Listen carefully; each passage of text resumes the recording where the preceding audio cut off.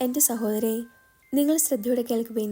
ഹെബ്രായർക്കുള്ള ലേഖനം അധ്യായം 10, 19 മുതൽ 25 വരെയുള്ള വാക്യങ്ങൾ. എൻ്റെ സഹോദരരെ, യേശുവിൻ്റെ രക്തം മൂലം വിശുദ്ധസ്ഥലത്തേക്ക് പ്രവേശിക്കാൻ നമുക്ക് മനോധൈര്യമുണ്ട്.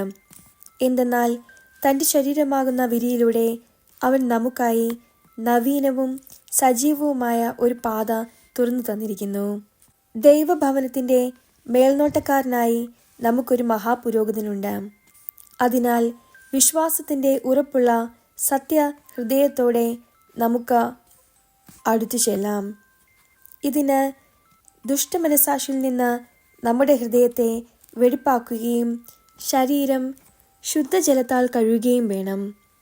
നമ്മോട് വാഗ്ദാനം ചെയ്തിരിക്കുന്നവൻ വിശ്വസ്തനാകിയാൽ നമ്മുടെ പ്രത്യാശ ഏറ്റുപറയുന്നതിൽ നാം സ്ഥിരതയുള്ളവരായിരിക്കണം. സ്നേഹത്തോടെ ജീവിക്കുന്നതിനും നല്ല കാര്യങ്ങൾ ചെയ്യുന്നതിനും പരസ്പരം പ്രോത്സാഹിപ്പിക്കാൻ എങ്ങനെ കഴിയുമെന്ന് നമുക്ക് പര്യാലോചിക്കാം. ചിലർ സാധാരണമായി ചെയ്യാറുള്ളതുപോലെ നമ്മുടെ സഭായോഗങ്ങൾ നാം ഉപേക്ഷിക്കരുത്. മാത്രമല്ല, ആ ദിനം അടുത്തു വരുന്നത് കാണുമ്പോൾ നിങ്ങൾ പരസ്പരം കൂടുതൽ പ്രോത്സാഹിപ്പിക്കുകയും വേണം. ദൈവമായ കർത്താവിന് സ്തുതി. എൻ്റെ സഹോദരേ, നിങ്ങൾ ശ്രദ്ധയോടെ കേൾക്കുവിൻ. വിശുദ്ധ യോഹന്നാൻ അറിയിച്ച നമ്മുടെ കർത്താവ് ശംശയുടെ പരിശുദ്ധവിശേഷം അധ്യായം 21, 1 മുതൽ 14 വരെയുള്ള വാക്യങ്ങൾ. ഇതിനുശേഷം യേശു തിബേരിയാസ് കടൽത്തീരത്ത് വെച്ച ശിഷ്യന്മാർക്ക് വീണ്ടും തന്നെ വെളിപ്പെടുത്തി.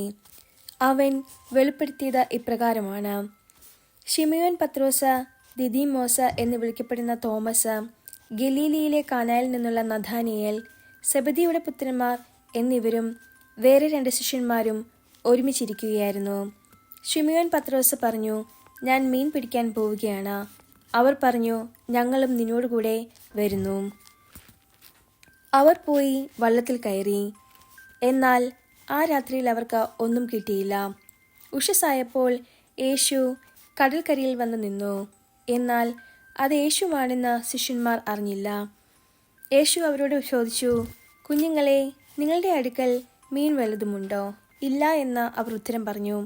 അവൻ പറഞ്ഞു, വള്ളത്തിൻ്റെ വലതുവശത്ത് വലയിടുക, അപ്പോൾ നിങ്ങൾക്ക് കിട്ടും. അവർ വലയിട്ടു. അപ്പോൾ വലയിലകപ്പെട്ട മത്സ്യത്തിൻ്റെ ആധിക്യം നിമിത്തം അത് വലിച്ചു കയറ്റാൻ അവർക്ക് കഴിഞ്ഞില്ല. യേശു സ്നേഹിച്ചിരുന്ന ആ ശിഷ്യൻ പത്രോസിനോട് പറഞ്ഞു, അത് കർത്താവാണ്. അത് കർത്താവാണെന്ന് കേട്ടപ്പോൾ ശിമയോൻ പത്രോസ് താൻ നഗ്നനായിരുന്നതുകൊണ്ട് പുറംകുപ്പായം എടുത്ത് ധരിച്ച് കടലിലേക്ക് ചാടി. എന്നാൽ മറ്റു ശിഷ്യന്മാർ മീൻ നിറഞ്ഞ വലയും വലിച്ചുകൊണ്ട് വള്ളത്തിൽ തന്നെ വന്നു. അവർ കരയിൽ നിന്ന് ഏകദേശം 200 മുഴത്തിലധികം അകലെയല്ലായിരുന്നു. കരയ്ക്കിറങ്ങിയപ്പോൾ തീ കൂട്ടിയിരിക്കുന്നതും അതിൽ മീൻ വെച്ചിരിക്കുന്നതും അപ്പവും അവർ കണ്ടു. യേശു പറഞ്ഞു, നിങ്ങൾ ഇപ്പോൾ പിടിച്ച മത്സ്യത്തിൽ കുറെ കൊണ്ടുവരുവിൻ. ഉടനെ ശിമയോൻ പത്രോസ് വള്ളത്തിൽ കയറി വലിയ മത്സ്യങ്ങൾ കൊണ്ട് നിറഞ്ഞ വല വലിച്ചു കരയ്ക്ക് കയറ്റി. അതിൽ 153 മത്സ്യങ്ങളുണ്ടായിരുന്നു. ഇത്രയധികം ഉണ്ടായിരുന്നിട്ടും വല കീറിയില്ല. യേശു പറഞ്ഞു, വന്ന് പാതൽ കഴിക്കുവിൻ. ശിഷ്യന്മാരിലാരും അവനോട് നീ ആരാണ് എന്ന് ചോദിക്കാൻ മുതിർന്നില്ല. അത് കർത്താവാണെന്ന് അവർ അറിഞ്ഞിരുന്നു. യേശു വന്ന് അപ്പം എടുത്ത് അവർക്ക് കൊടുത്തു. അതുപോലെ തന്നെ മത്സ്യവും. യേശു മരിച്ചവരിൽ നിന്ന് ഉയിർപ്പിക്കപ്പെട്ട ശേഷം ശിഷ്യന്മാർക്ക് പ്രത്യക്ഷപ്പെടുന്നത് ഇത് 3-ാം പ്രാവശ്യമാണ്. നമ്മുടെ കർത്താവായ മിശിഹായ്ക്ക് സ്തുതി.